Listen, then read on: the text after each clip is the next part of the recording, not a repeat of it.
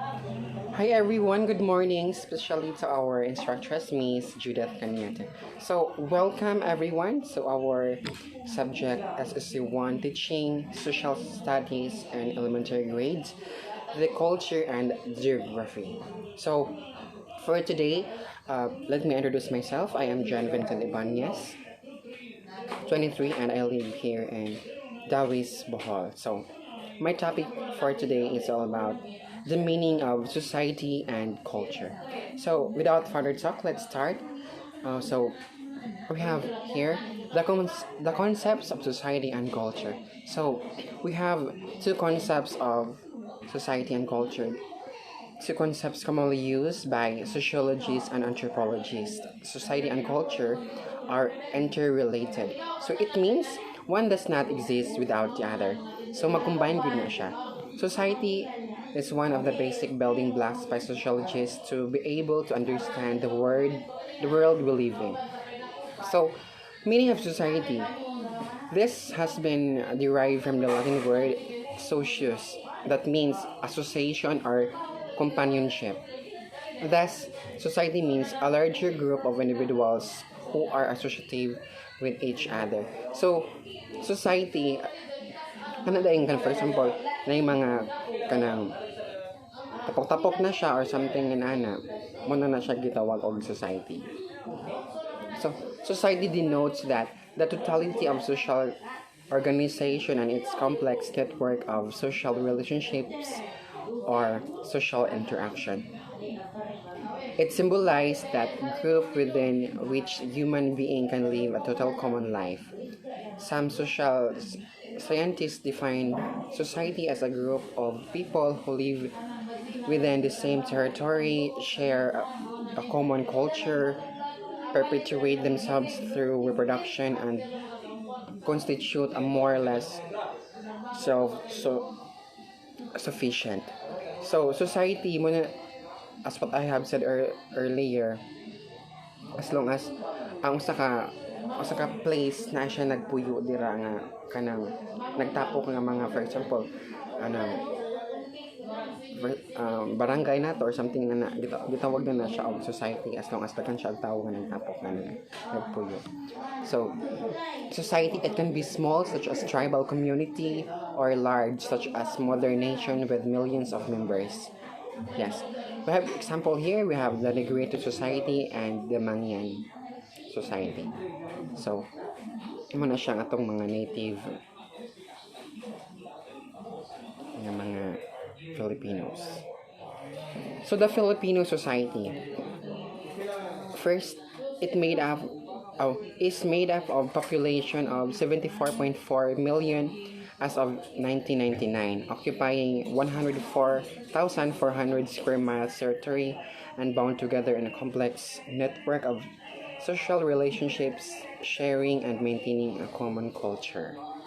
The social groups may be families, communities, economic, political or religious organizations, ethnic groups, and other types of formal or informal groups. So we have four types of social institutions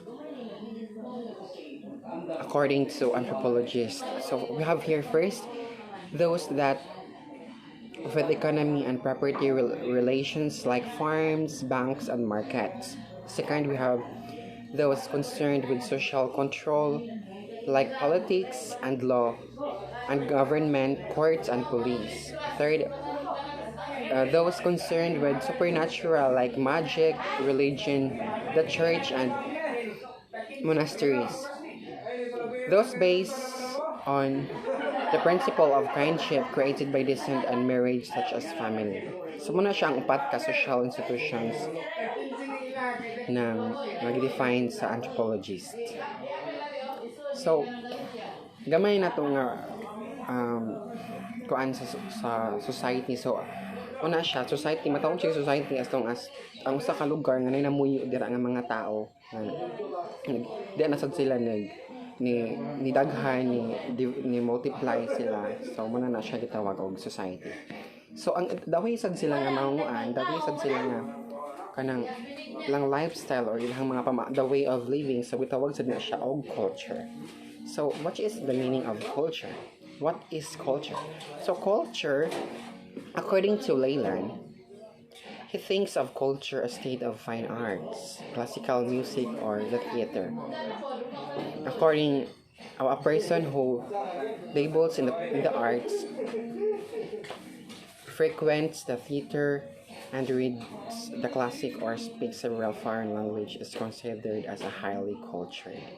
So, ang culture kay pwede din siya skills di siya sa or kanang skills sa usa ka tao or something kanang mga kuan sa tao kanang for example the way nga ni kuan siya sa society.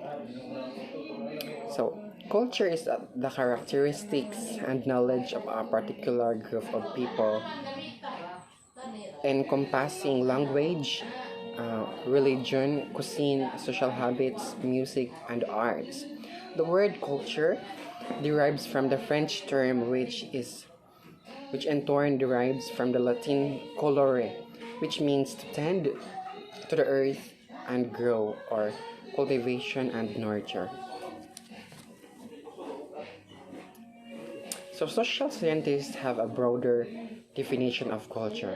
So first, for anthropologists, the farmers, fishermen, and carpenters are just cultured at the artists and opera goers. The classic definition was given by A.B. Taylor. So A.B. Taylor is an English anthropologist who wrote that culture is a complex whole which includes knowledge, beliefs, arts, morals, costumes, and other capabilities and habits acquired by man as a member of society. So here also, culture includes all creations. It can be material and non-material. So for example, culture kanang sa ilang mga arts makaawing kag material, for example kanang ilang mga kinuan, mga kinulit or something like that niya. Non-material man nang kanang the way they think na siya, the way they respond sa society man na siya, the way nga unsa ilang mga tradition ana. So man na siya. And achievements of humans, the inherited expectations in the past and present gains as a result of living together. We learn ways of eating, dressing, sleeping, cooking, ways of greetings, rules of good manners and etiquette, and other rules. Yes. So culture. So lain-lain og culture, for example sa Philippines, lain ta og mga culture kaysa sa atoa, for example atoa sa atoa anang ug muulit sa atong balay ang ato ba yung mga nakasanayan kay mo aminta, mo kiss or something before ta mo lakaw or niabot ta pagikan sa atong lakaw, mo aminta na mo gako sa atong parents na mo na siya culture nato, more tradition na. Then mo na siya ang ato ang example. So mo amin na nasa tay mga kanang atong mga pambansang mga sayaw na ang kinikling. Then culture implies that each society has its own way of life shared by most of its members. For example, natadiri, agta of Sambales, napod sila kaguling nilang mga ways of living dito, silang mga mga pamaagi silang tribo, Mangyans of Mindoro, Ifugaos of Northern Luzon, sa Muslims of South, napod tayo, Singaporeans of Thais, diba? For example, ang mga Muslim, lahi sa dang ilang way of living lang, way of kanang worshiping their God. For example, ang ato kay mga sermon, something like that, pray na. Ang sa Muslims kay mubaw sila na, di ba?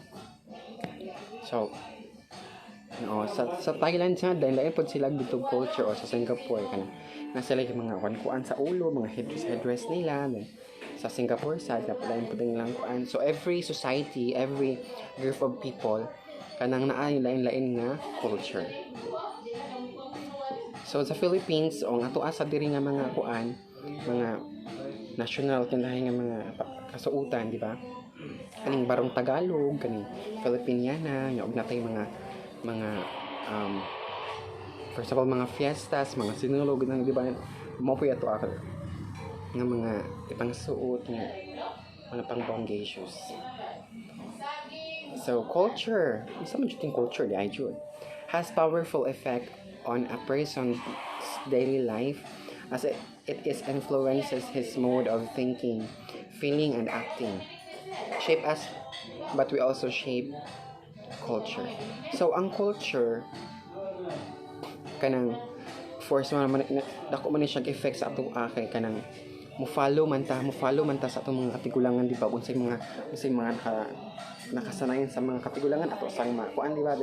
Pero kita sad kay kanang kita may respond kanang ang kuan sad magdepende na to ang culture kay what if kanang okay ta man to ang kanang kuan kanang mubuhat sa act. So pwede siya kanang vice versa nga kanang kita i-shape sa culture, di pwede mo na to ma-shape ang culture kay pwede man na to i-twist nga kita na pwede mapasunod sa ato ang mga next generation. So from that time an individual is born, he or she is socialized by a member first of her family and later of the other groups which he joins to the norms and ideas of the group. So for example, ngato ko og lain nga lugar kita ay lahi og culture. So akong culture nga na kuanan nga na naanad, so pwede siya ma-change or something, pwede siya madugangan or kuan. Nagbalance sila ko dito, pwede na pagto siya nako ma-teach sa akong mga mga families. So that is the end of my report for today. I hope na naatay nakapunan.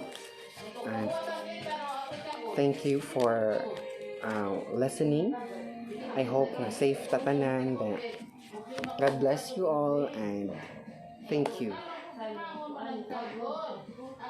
Bye.